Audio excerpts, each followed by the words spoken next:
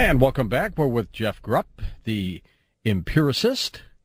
I still love that, Jeff. Yep, me too. Are you glad you went into philosophy in school? Oh, George, I knew from when I was in junior high that was it for me.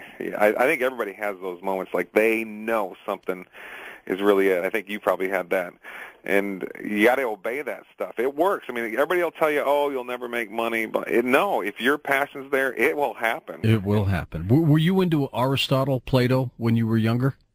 Oh, yeah, right. Those are the first two I studied when I got to college. All of them. I mean, I'm into, African philosophy, Native American, European, pretty much anything, philosophy of science, the whole deal. I just made for it for some reason. It's in my numerology. If you look up my numerology, it'll say seeker of information. You had a UFO experience back a few years ago. Yes, I've had two, but the first one was the dramatic one. This is one of the most extraordinary moments of my life. 2007, this was. All of a sudden, for some reason, I think a lot of your listeners will recognize this kind of thing happening. You ever started to become obsessed with something and then it happens and then it fades away after your obsession?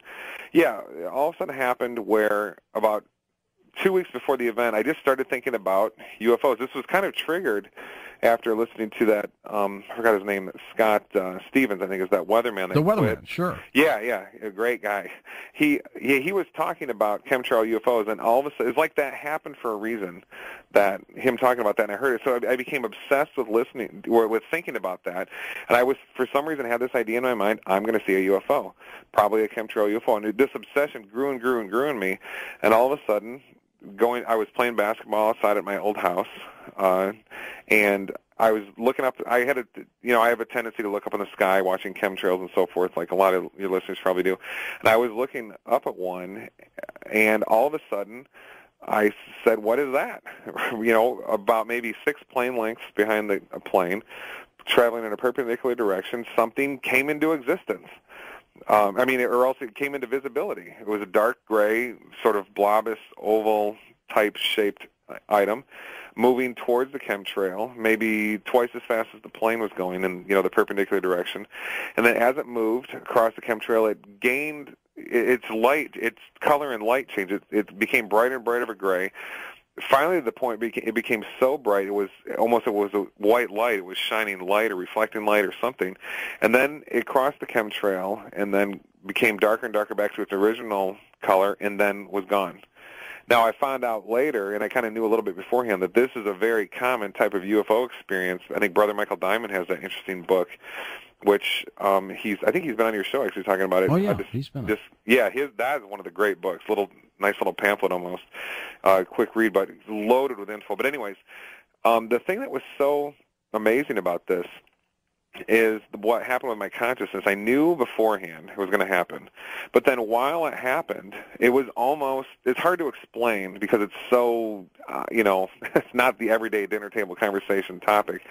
But while it was happening, it was all I could just say is it was like I was having a feeling telepathic experience with the UFO, not necessarily with its inhabitants, if there was any, but with the thing itself. It kind of reminds me of I think his name is Constable, Trevor James Constable. He writes about UFOs being alive. It reminded me a lot of that because it was almost like it was speaking to me at my feeling level, saying yes. It wasn't anything dramatic. It was sort of speaking in me, speaking into me. It was almost just saying, yes, you're seeing a UFO. You've known you're real. You knew you were going to see one. This is how reality is.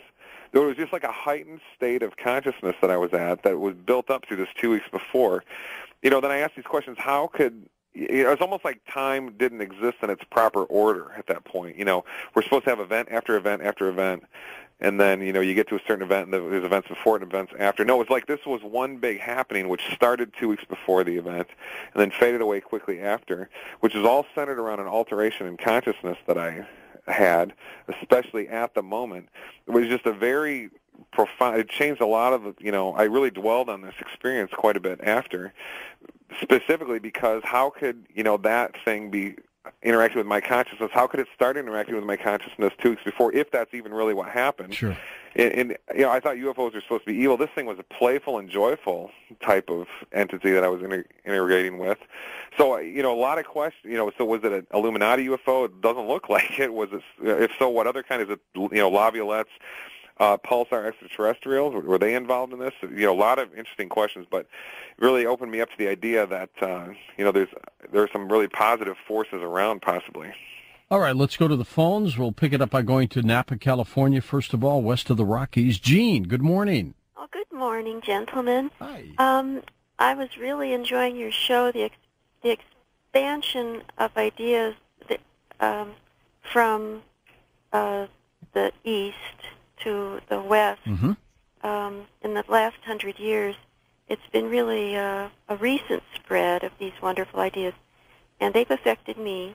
But historically, the historical pace at which the Buddhist societies are being crushed and swallowed up by the Western ideas has accelerated. The examples that I'm thinking of are, I see how the Western nations supported and financed communist China, which has now overcome Tibet, or even how our own military might came down on Vietnam and Cambodia and resulted in regional destabilization of the cultures of Southeast Asia.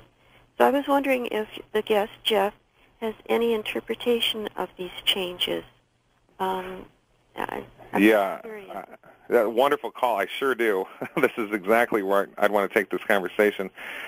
You talk about the destruction of Buddhism. That is an understatement. The Dalai Lama, I think, I'm not a big supporter of the Dalai Lama. Nice guy, but there's got a lot of questions about him.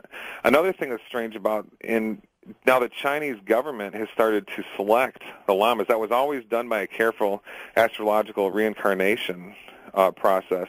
Now that's just been removed, and now the Chinese government is choosing the lamas.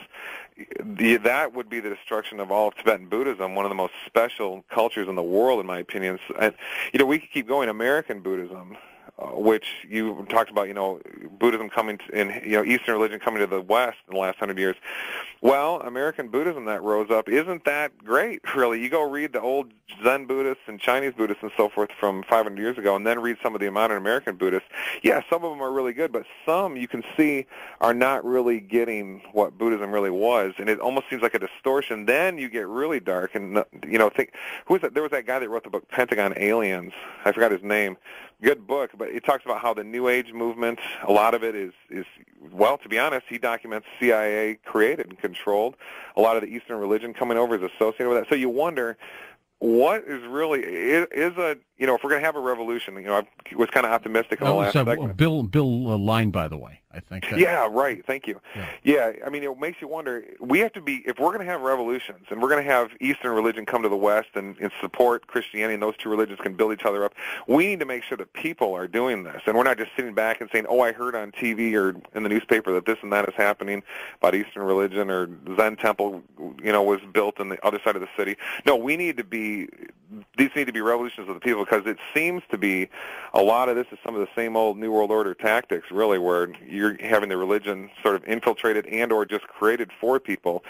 So it's very distorted. And yeah, Eastern religion Christianity has undergone incredible destruction. Eastern religion too.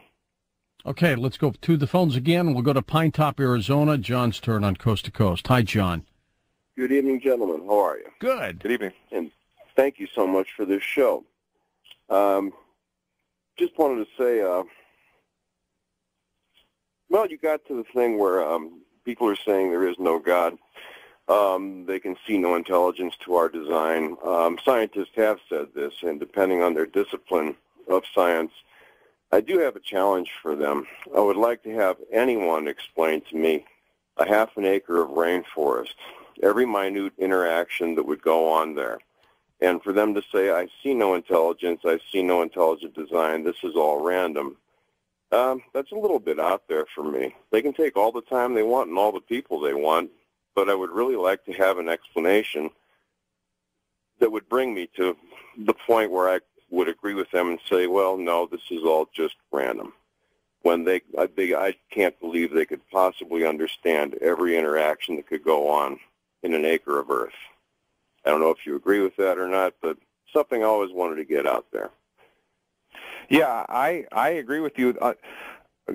Unfortunately, though, caller, I think an academic will beat you in that argument, not because they're right, but because they're prepared for that objection. That what they will just simply say is through a long process of evolution, blah, blah, blah, everything's been fine-tuned, and we've got every, creature in its niche, and the ecosystem forms a system. Now, and then they'll say, therefore, we need no explanation for your creator. So now, while that explanation doesn't hit the mark, and they're missing a zillion points, as you and I both know, that's what they will claim, and they can sit on that and then say there's no God. And academics typically do just that. They say either there is no God or I don't need to have explanation, divine explanations in my theories. That's why I think talking about something like if you really want to challenge an academic or someone who says there's no design, I think you either have to make arguments about, a lot of people say, look at the tree, it's so miraculous, how could it not be created? Yeah, that's fine. I feel the exact same way times 1,000, but the academic will win that argument. What you have to do is go find something in nature that absolutely can't be chance. That's why I was talking about the golden ratio. Why is the moon's radius 2160 miles, 216. That 216 in Hasidic Judaism is absolute holy number for God. Why? And the diameter of the earth and the diameter of the sun, 864,000, these numbers all have incredibly intricate relations to each other and are all related to each other in amazing mathematical ways and ratios, which shows you that these things are not created by accident. We all know New Grange in Ireland, the temple, shows that the moon and the sun at the winter solstice travel exactly along the same path. Exact. Okay? That's not an accident. This is all evidence of design. You have to find something the academic can't say, some random process created it. That's why you have to find these design cues somewhere, then that'll really challenge them. And they're out there. We talked earlier about the Illuminati, this push for a one-world government, Jeff. Do you feel as if this is going to happen very, very soon, the push? I think that we've been in a one-world government for thousands of years. I think they're changing it. And so